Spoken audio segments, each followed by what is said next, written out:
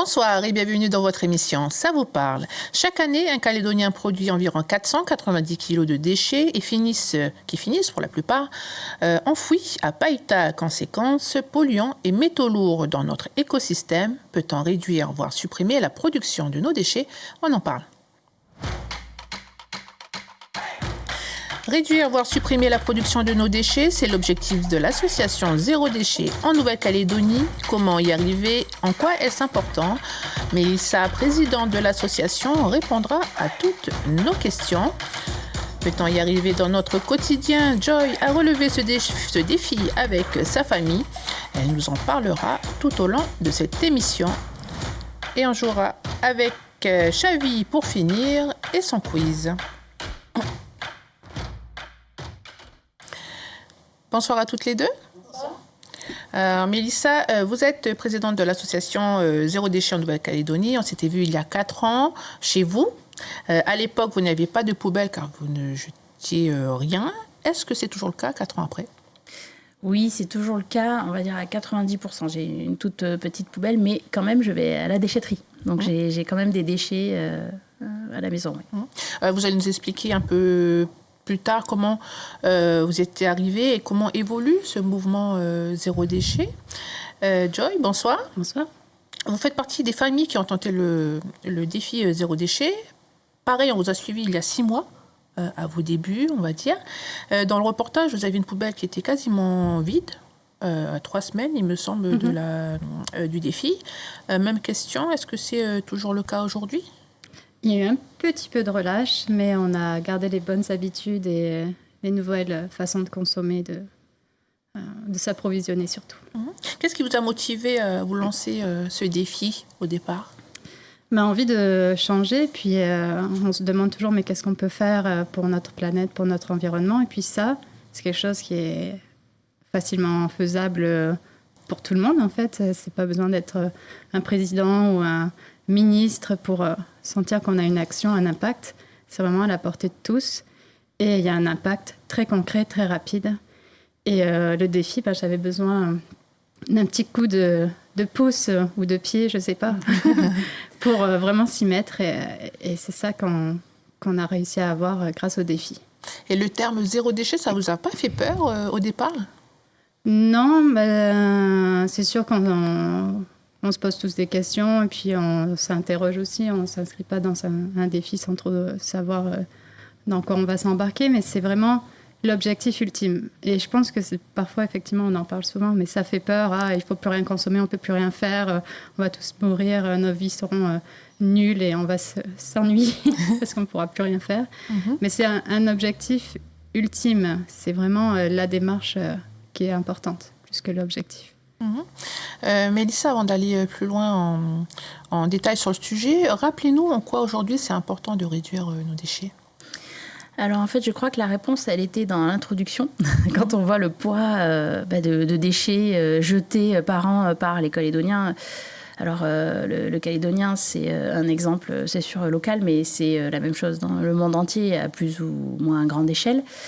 Donc il y a vraiment une importance capitale et rapide à changer nos modes de consommation. Et finalement, le zéro déchet, c'est mettre un pied dedans. Donc on va avoir un changement de mode de consommation global. Donc on va agir sur plusieurs aspects et comme le disait très bien Joy, en fait on agit tout seul, on a besoin de personne, d'attendre personne pour agir. Voilà. On peut y arriver facilement, en plus en Calédonie, il faut se donner un peu les moyens quand même. Il y a une différence entre réduire ces déchets et le zéro déchet tout court ? Oui, après c'est vrai que le zéro déchet, ça peut être un but ou un objectif. Vraiment, l'idée c'est de réduire ces déchets comme chacun peut le faire. Voilà, c'est pas d'essayer tout de suite d'être zéro déchet et d'être dans l'échec dans 3 mois. C'est plutôt y aller petit à petit, réduire ces déchets au début et on va avoir une démarche de plus en plus globale et peut-être que dans 1 an ou 2 ans, on va arriver à toucher du doigt le zéro déchet. Mais c'est comme disait Joy, c'est le chemin qui est important, c'est pas l'arrivée. Mais justement, on va en parler un peu plus tard. Il y a 4 ans, c'était pour moi une découverte du mouvement quand je suis venue chez vous. Aujourd'hui, quel constat faites-vous ? Est-ce que le mouvement est bien identifié et répandu ou ça va lentement mais sûrement ? Alors, je dirais qu'il y a eu un avant et un post-crise. Avant, on avait quand même un mouvement bien répandu et beaucoup d'actions. Après, il y a eu 2 ans avec les masques et tout ça. Bon, là, c'était cata. On revient aujourd'hui quand même à des habitudes. Quand on a ouvert l'association, il y avait un seul magasin de vrac sur le territoire. Aujourd'hui, ils sont quasiment 20. Je crois même un peu plus que 20 maintenant. Donc, Ce qui veut dire que ça... les consommateurs recherchent... Une demande. Ouais. Exactement. On recherche une nouvelle façon de consommer. Donc, il ne faut pas se leurrer. Chacun à son niveau fait des efforts, à petite ou grande échelle, mais ça avance. C'est clair que ça avance. C'est quoi la plus grosse difficulté que les gens rencontrent ? Alors, si vous avez des retours, parfois... Je pense que quand on a une bonne prise de conscience, on n'a pas trop de difficultés si on y va doucement. La prise de conscience, c'est vraiment le premier déclic, le premier doigt dans la prise. Et une fois qu'on a eu cette prise de conscience, on a envie de changer les choses. Après, il faut avoir envie aussi de changer un peu ses habitudes. C'est ça qui est parfois difficile. D'aller faire les courses les mains dans les poches, c'est plus possible quand on est zéro déchet. Donc ça demande un peu d'anticipation. Il faut faire sa liste, c'est ça, il faut faire Alors une liste, faire sa liste, mais surtout prendre un sac, des bocaux, des tupperwares, des sacs en tissu. Enfin, voilà, si on ne peut pas ramener de déchets à la maison, clairement, il faut repartir avec ses contenants. Voilà, c'est des petites contraintes. Je ne trouve pas que c'est une contrainte, mais une anticipation à avoir. Joy, quel a été le premier changement dans vos habitudes ? Déjà, de changer de magasin. On ne va plus du tout au supermarché. On a fait le tour justement des magasins vrac. Et je pense que c'est ce qui est le plus important, de bien choisir son magasin, parce que nous, on est des gros fainéants. On ne voulait pas courir partout, faire un magasin à la fois. Et donc, on a trouvé un magasin, Bocaux, où il y avait des fruits, des légumes, du frais, du sec. Un peu tout concentré au même pain, endroit. tout au même endroit. Donc, finalement, au lieu d'aller au supermarché, on va à un magasin. Et après, c'est vrai, l'anticipation. Moi, j'ai des sacs, des Tupperware, même au travail. Au cas que j'oublie mon sac, au moins, je sais que j'en ai un peu partout. Mais voilà, c'était la première chose, de bien choisir un magasin et d'aller voir un peu ce qu'il y a autour de la maison. Et en quoi ça a été important dans votre évolution, dans cette démarche de zéro déchet ? C'est vraiment le côté, on n'a pas envie de faire le tour de Nouméa pour chercher une chose, parce qu'il y a plein de magasins vrac et c'est sûr qu'on a nos façons de consommer qui sont différentes. Moi, si c'est pour être que dans un magasin où il n'y a que des pâtes, du riz, des noix, ça ne va pas marcher, ça va m'embêter d'aller ailleurs, etc. Ça vous aurait découragé peut-être ? Ça m'aurait découragé, donc de vraiment voir ce qu'il y a autour de la maison, ce qui est sur le chemin du travail ou de l'école. Et ça vraiment... Et ça, c'est tout bête, mais vraiment de changer de source d'alimentation dès le départ, quoi. En octobre, oui ? Non, j'allais ajouter quelque chose, c'est que le défi a commencé en regardant les poubelles de chaque famille. Donc c'est vrai que c'est adapté à chaque famille. Donc sûrement que chez Joy, c'était plus des déchets ménagers liés aux courses. Et du coup, c'est cette action-là qui est privilégiée. Donc voilà, ça dépend vraiment de chaque personne, en fait, le zéro déchet. En octobre 2022, donc l'année dernière, entre octobre et 2022 et aujourd'hui, c'est quoi le plus gros changement que vous pouvez remarquer et comment vous le vivez avec votre famille ? Déjà, on n'achète plus les grosses courses de la semaine, on ne le fait plus du tout en magasin. Donc, on évite, nous, c'est vraiment le plastique qu'on a voulu réduire au maximum. Donc, on achète, on fait nos courses ailleurs. Et juste, après ça aussi, je suis très chanceuse, j'ai une maman qui sait tout faire et donc qui nous aide sur tous les produits lessive, shampoing, etc., savon. Je pense qu'en Calédonie, on a ce côté, quand on a grandi en brousse, habitué à faire par soi-même, à réparer, à être débrouillard. Et elle a ce côté vraiment... et donc, on est un peu tricheur, mais elle nous fournit tout ce qui est... ménager, entretien de la maison. C'est pas compliqué non plus à faire, mais... Après, quand on s'y met, ça devient une routine. Après, c'est vraiment ce qu'elle disait, d'anticiper. Au début, c'est sûr qu'on a des loupés. Tu peux plus t'arrêter au magasin chinois pour prendre ta petite barquette. Et puis, il y a aussi le côté... je sais que moi, je suis un peu sensible à ça, là. C'est un peu la honte. Tu débarques avec ta barquette, tu regardes tout le monde, même à la boucherie. Et puis, finalement, une fois, 2 fois, et puis après ça... C'est devenu les très gens naturel, quoi. Le boucher nous connaît, il sait que ça va... On débarque avec nos contenants. Puis, je vois que même les gens à côté, les d'autres clients, c'est « Ah, mais on peut faire ça aussi !» Et puis, finalement... Le côté où j'ai un peu gêné, est-ce que je peux le faire? Tu tends ta barquette quasiment gênée. Et à la fin, tu es finalement content d'être un peu plus assumé là-dedans. On voit un changement dans la mentalité, peut-être aussi, pas forcément de ceux qui souhaitent se lancer dans le zéro déchet, mais peut-être autour. Parce que là, on entendait aussi, on peut être découragé de ne pas trouver ce qu'il faut, que nos habitudes elles changent beaucoup trop, je pense, d'un seul coup. Et là, on peut remarquer un changement. Oui, c'est vrai qu'on remarque un changement parce que je trouve que déjà les magasins de vrac, ils désemplissent pas, mais surtout de nouvelles personnes. C'est souvent quand j'y vais, je vois des personnes qui me demandent « Vous avez trouvé où les contenants? Comment vous faites avec vos sacs en tissu ?» Parce que finalement, ils arrivent comme dans n'importe quel magasin, les mains dans les poches, et ils posent des questions. Et comment est-ce que je me sers avec la pelle? Est-ce que je dois changer la pelle? Enfin, on se dit... les consommateurs ont envie de consommer différent, on a les moyens de le faire sur le territoire, alors faisons-le. Et finalement, il y a pas mal de gens curieux quand même. C'est vrai qu'on va à la boucherie, quand on va au marché, qu'on se sert avec des sacs en tissu, les gens me posent des questions. Justement, Mélissa, là, je vous regarde ce soir et je me dis, ok, ça m'intéresse, j'ai envie de tenter. Je commence par quoi? Alors, je crois que la première chose à faire déjà, c'est regarder sa poubelle, parce que clairement, on n'est pas tous pareils là-dessus. Ce que j'ai fait, moi, pour commencer, ça a été une belle prise de conscience, c'est que j'ai enlevé ma poubelle et pendant 2 jours, j'ai posé mes déchets sur la table, juste pour regarder c'était quoi mes déchets, parce que quand j'ai voulu commencer, je me suis dit, oh mais ça va, je fais déjà des efforts. Et puis en fait, en 2 jours, ma table était remplie. Je me suis dit, mais comment c'est possible, du gruyère, des yaourts, j'ai été choquée. Donc après, j'ai travaillé sur ce que j'avais sur la table. Donc, quels sont ces déchets-là et comment est-ce que je peux les modifier? Alors, c'est sûr que ça demande un peu de recherche, de magasin. En effet, comme dit Joy, de faire un peu le tour, de regarder. Mais après, je trouve que c'est plutôt sympa. Et faire ses courses en vrac, c'est un autre mode de consommation. On n'est pas tout seul dans le rayon avec son caddie à regarder les prix, mais on est dans un magasin avec d'autres personnes. On se partage des recettes souvent parce qu'il y a des produits, on ne sait pas ce que c'est en fait. Donc on voit quelqu'un qui se sert, on dit mais tu cuisines ça comment? Donc je trouve que finalement c'est plus sympa. Généralement dans ces magasins-là, ils vous reconnaissent. Donc on passe du temps agréable en plus. Donc ça change un peu la façon de voir les courses. Est-ce que c'est accessible à tous les portefeuilles?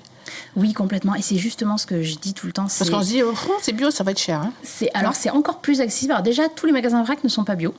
Le bio n'est pas forcément plus cher, suivant ce que c'est. Et ça dépend des produits qu'on achète aussi. Mais on trouve des produits de consommation courante, genre farine, ça paraît normal que des produits qui sont vendus sans emballage soient moins chers. Voilà, donc on a les prix en fait en fonction du kilo ou en fonction des 100 grammes, mais aussi on ne prend que ce qu'on veut.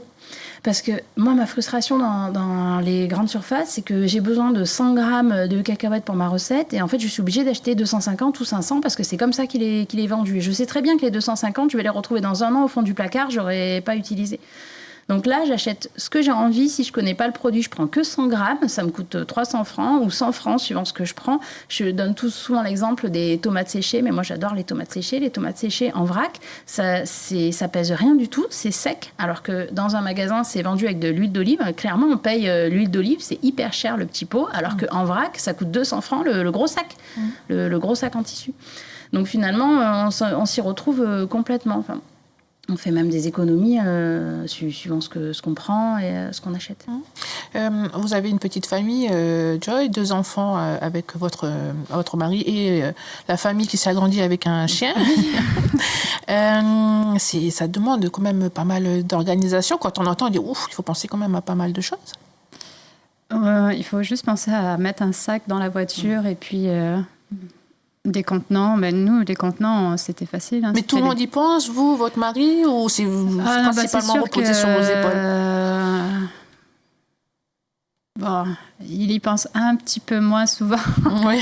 Mais bon, c'est vraiment tellement du détail qu'on n'est pas non plus là pour se prendre la tête. Et puis, Juste. Mais voilà, là, ce matin, je sais que c'est le mercredi, je vais chercher les enfants après. J'embarque mon sac avec tout dedans, ou je laisse toujours un sac dans la voiture. Et voilà. Le but, Mélissa, c'est de maintenir ce mode de vie. C'est quoi le secret ? Alors, le secret, je pense que Joy, elle a dit aussi, mais c'est pas se prendre la tête. On y va doucement et on consomme petit à petit différemment. Mais surtout, pas changer du jour au lendemain. On n'enlève pas sa poubelle du jour au lendemain, ça, c'est clair. Nous, aujourd'hui, on s'est vu il y a 4 ans. On avait déjà mis 6 mois pour en arriver à une réduction quasi zéro de la poubelle. On a encore la déchetterie, on a encore du verre, on a encore quelquefois du carton. On va pas culpabiliser. L'objectif, c'est de faire du mieux possible et on peut toujours faire mieux que ce qu'on fait. Donc on a toujours des axes d'amélioration, mais surtout ce que j'ai envie de dire pour la longévité, c'est allons-y doucement. L'habitude, elle va s'ancrer après, mais voilà, c'est pas du jour au lendemain. Tout d'un coup, c'est pas bon, le faire... Tout d'un coup, c'est pas bon. Et petit à petit, et aussi je rebondis là-dessus pour les courses, mais la plupart des choses qu'on achète en vrac, c'est du sec. Ça met très longtemps avant de se périmer. On peut faire ses courses une fois par mois avec du riz, des pâtes, des cacahuètes si on veut, mais des noix, des amandes. On n'est pas obligé d'aller faire ses courses toutes les semaines. Voilà. Et si on veut on veut être un peu guidé, on peut regarder un petit peu sur votre site, où il y a tout ce qu'il faut, je pense. Justement, sur notre site, donc c'est zerodéchet.nc, il y a comment débuter et où faire ses courses et où acheter d'occasion. Enfin, voilà, c'est toute une démarche globale et surtout on a un groupe Facebook qui est plutôt actif, donc la communauté Zéro Déchet. Et après, on a l'association qui donne aussi pas mal. On fait des articles, on donne des idées, on a recensé des ateliers magasins. Aussi. Alors, on faisait des ateliers. Je ne sais pas si on va en refaire cette année, là, en 2023, mais c'est possible qu'on refasse des ateliers pour fabriquer sa lessive, par exemple, ses produits ménagers, avoir une idée de comment en fabriquer. Mais on a déjà pas mal de recettes sur le site internet. Alors, des familles, mais aussi des commerçants ont tenté le zéro déchet, comme Émilie, elle est coiffeuse à Nouméa. Vanessa l'a rencontrée hier matin. Regardez.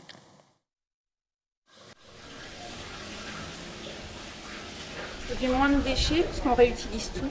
J'ai des colorations aussi qui vont être dans des flacons. Quand le flacon est vide, je le rince et je vais souvent redonner sous forme d'échantillons, comme ça les clientes elles peuvent tester les shampoings. Par exemple, ça va être un pot de masque que j'utilise tous les jours pour mettre après mes couleurs. Et donc le flacon est en verre. Donc voilà, quand il est vide, je le nettoie, on lui enlève l'étiquette. Et soit je le réutilise pour moi, je peux faire des bougies, mettre des plantes dedans, ça peut être de la décoration. Ou je les donne aussi, j'ai un petit bac dans le salon.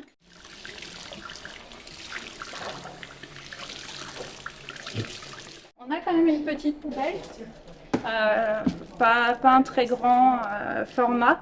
On jette un tout petit peu parce qu'on n'a pas réussi à être zéro déchet complètement, mais le maximum que je peux réutiliser, je le réutilise. Par exemple, le papier pour faire les balayages, j'utilise pas de cellophane, ou alors très peu. Et on le nettoie et puis on le fait sécher, comme ça on peut le réutiliser en fait, d'une personne à l'autre. Ça évite de mettre du plastique dans la poubelle. Des charlottes qu'on va pouvoir rincer, nettoyer et remettre d'une cliente à l'autre. On va éviter de les jeter en fait. Ça va être des petites poubelles de service.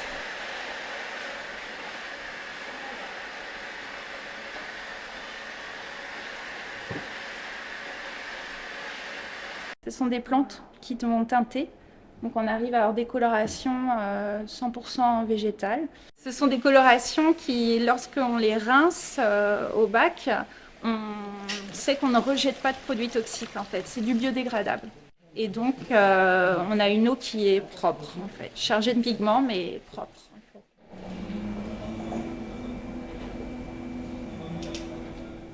C'est quelque chose qui est important pour moi. À la maison, je fonctionnais déjà comme ça.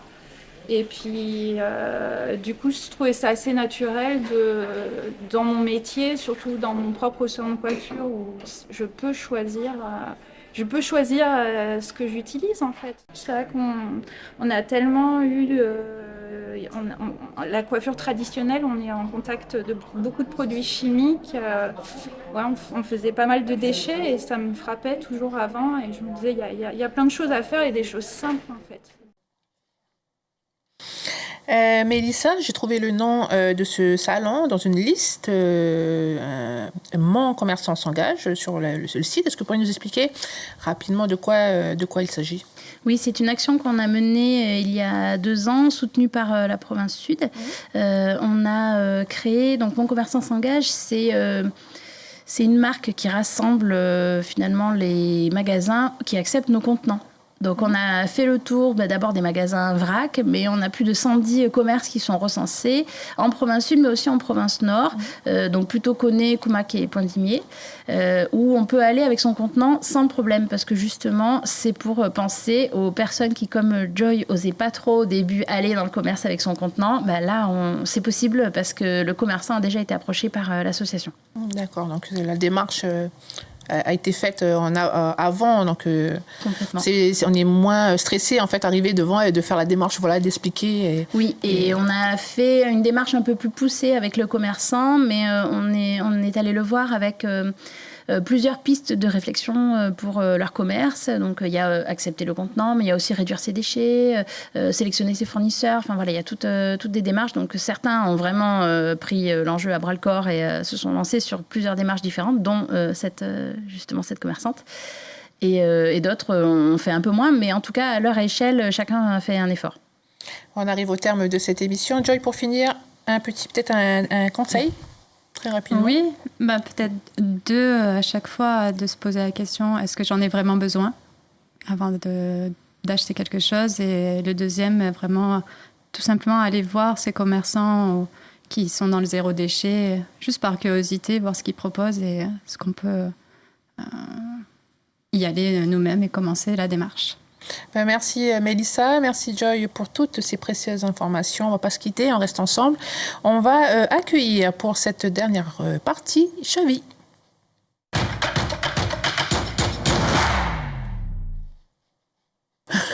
Bonsoir Chavi. Ça va? Ça va et toi? Oui, je suis venu tester vos connaissances. Alors, pas de piège, évidemment. C'est des questions qui sont très vastes sur l'écologie. J'ai été un peu tapé dans tous les domaines. On y va, c'est bon pour vous? Fait. Allez, c'est la première question. Parmi cette liste, quel est l'élément le plus long à se biodégrader? On en parlait tout à l'heure. Est-ce que petit A, c'est la couche jetable? Est-ce que petit B, c'est le filet de pêche? Ou est-ce que petit C, c'est le chewing-gum? Quel est le plus long? Moi, je dirais la couche, ouais, je pense la couche aussi, le plastique. Moi, je dirais chewing-gum. Tu dis chewing-gum? Bon, alors le chewing-gum, on pourra en parler, Adrien, ça va assez vite finalement. 5 ans pour se biodégrader. Par contre, il s'agit du filet de pêche qui, lui, met 600 ans contre 450 ans pour la couche jetable. Ah ouais. Voilà, mais c'est quand même des gros scores, tout ça. On continue avec la question suivante. Quel pays fut le premier à trier ses déchets? Est-ce qu'il s'agit de la Suède? Est-ce qu'il s'agit du Canada ou de la France? Non, j'aurais dit la Suède. Ouais, la Suède. Ouais, ils sont toujours exemplaires, les Suédois. C'est toujours eux qui sont. Tu dis la Suède aussi. Eh bien non, c'est monsieur Eugène Poubelle. C'est monsieur qui était à Paris en 1884. Déchets, alors, il s'agit de mettre des déchets dans une poubelle, pour le coup. Donc, c'était le premier tri de déchets, alors qu'avant, tout était dans la rue. Voilà, même les caniveaux, ça devait sentir bon à Paris avant 1884. Où se trouve le plus grand site de déchets du monde? Le plus grand site. C'est horrible. Est-ce qu'il s'agit de la Chine, des USA ou du Brésil? Le Brésil. Moi, j'aurais dit Chine aussi. Bonne réponse, les filles. Bien joué, c'est la Chine. Il s'agit du village de Gyuyu. Et c'est en fait des déchets électroniques. Et c'est assez hallucinant, sachant qu'il y a des gens qui travaillent pour dessouder tous les petits composants, que ce soit l'or et tout le reste, pour le redistribuer afin qu'il soit remis. Mais bon, c'est une décharge à ciel ouvert qui est très impressionnant. Village de Gyuyu en Chine. Allez, la dernière question. Quel est le poids total des déchets spatiaux autour de notre planète? Parce qu'on ne pollue pas que la planète, en fait. Il paraît qu'on pollue aussi l'espace. Est-ce qu'il y a 800 kilos de déchets humains? Est-ce qu'il y a 8000 kilos de déchets humains ou 8000 tonnes de déchets humains? On peut y aller, on peut aller en tonnes. Allez-y, les filles, en tonnes, c'est la bonne réponse. 8000 tonnes qui tournent autour de la Terre. Et il faut savoir que même un petit déchet qui fait moins d'1 millimètre peut atteindre des vitesses astronomiques dans l'espace et donc endommager les vaisseaux ou autres. En tout cas, on a déjà pas mal pollué l'espace également. Et là, on ne pourra pas trier. Mais très enfin, fort. pas nous, quoi. Eh ben merci Voilà, Xavi Merci pour d'avoir joué. Ouais, ben moi je sais pas, on est Si, je t'as sais eu la même- Chine, t'as eu j'ai gagné deux, la trois Chine, voilà, trucs, mais pour le ouais. reste, je sais, j'ai plus compté. Et qu'est-ce qu'on a gagné? Vous avez gagné le respect de Falaï. Voilà. Vous serez invité dans 4 ans. Des bons cadeaux. Merci Xavi pour ta chronique, Merci merci à vous deux de nous avoir pour votre engagement envers la planète et surtout de nous le partager. Merci à vous de nous avoir suivis et excellente soirée.